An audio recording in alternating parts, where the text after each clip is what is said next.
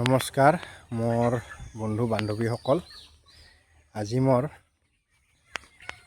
Broiler এইখিনিয়ে আছে আৰু কালি নিয়াৰ কথা আছিলে ব্ৰইলাৰ, কালি নিয়া নহ'ল, গতিকে আজি নিয়াৰ কথা আছে। আজি নিব পাৰে ব্ৰইলাৰ সেই, আৰু যদি নিয়ে টোটেল কিমান ৱেট গ'ল, কিমান কুইণ্টল গ'ল আপোনালোকক চবখিনি জনাম। এতিয়া বৰ্তমান এইখিনিয়ে আছে আৰু বহুতে কমেণ্টত কৈ আছিলে বোলে দাদা আপোনাৰ ব্ৰইলাৰখিনি ৰখাৰ কথা আছিলে 5-6 দিন, কিয় নাৰাখিলে? মানে আমাৰ বতৰটো কিবা অলপ উল্টাহেন হৈছে। বৰষুণ পৰে, বৰষুণ পৰিয়ে আৰু পটককৈ ঠাণ্ডা বহুত দিয়ে আৰু তাৰপিছতে কেইঘণ্টামান পিছতে বহুত ৰ'দ দিয়ে, আৰু তেনেকুৱা কৰিলে ব্ৰইলাৰ সেই দানা খাই ঠাণ্ডা পালে আৰু যেতিয়া গৰম পায় আৰু মৰি যায়। তেনেকৈ মোৰ আৰু 10-12টা মুৰ্গী মৰিলে। তাৰপিছত মই ভাবিলোঁ ছুপাৰভাইজাৰৰ লগত আলোচনা কৰি বোলে ব্ৰইলাৰটো উঠাই দিয়াই ভাল হ'ব। যি হ'ব হ'ব, আৰু যি পাব লগা আছিল।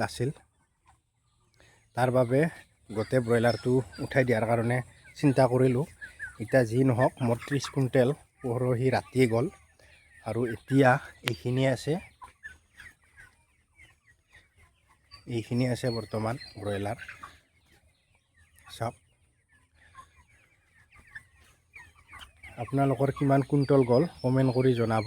আৰু বহুতৰ লগত কথা পাতি আছোঁ মই মেছেজত, কিছুমানৰ লগত ভালকৈ কথা পাতিব পৰা নাই, যিহেতু বহুত মেছেজ আহে একেলগে, ইমান মানুহৰ লগত কথা পতাটো অলপ মুস্কিল হয়।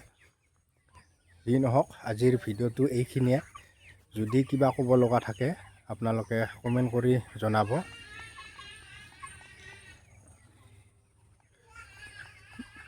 আৰু এজনে সুধিছিল দাদা ৰেড বোনাছ পাবনে নেপাব? এতিয়াতো ব্ৰইলাৰৰ দাম কম হ'লে ৰেড বোনাছ পোৱাটো আশা কম আছে।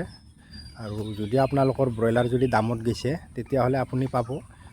যাৰ যি ফাৰ্মত দামত যায় ব্ৰইলাৰ, আৰু ব্ৰইলাৰৰ দামটো থাকিলেহে ৰেড বোনাছ পোৱা যায়, এনে দামটো কম থাকিলে ৰেড বোনাছ পোৱা নাযায়। এইখিনিয়ে। জয় হিন্দ।